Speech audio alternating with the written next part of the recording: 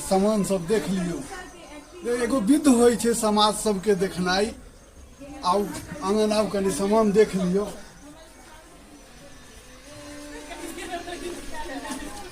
की कहै छी चाचा, जे जुड़ल है से देलियै या देबऽ के तऽ नहीं एकता छै बेटी के की दियै नहीं दियै, जकरा जे अपन हैसियत छै ओहि हिसाब से दै छै। ई पीढ़ी भेलै, हैया ई कम्बल छै। आ देखियौ दाई देलकै या ई कम्बल, नानी नोसँ एलै या एगो इटाइची, चाची देलकै या एगो इटाइची।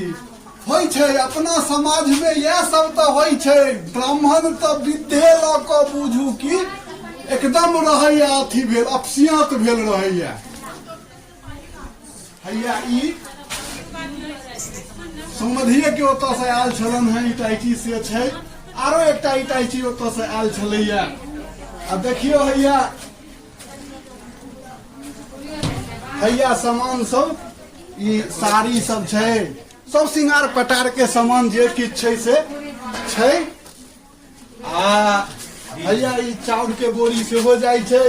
ई ट्रंक छै, हे हैया तकिया छै, एहिमे जे छै से फ्रिज छै, आ ई टेलीविजन छै।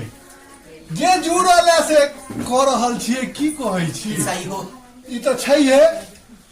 आ तकर बाद से देखियौ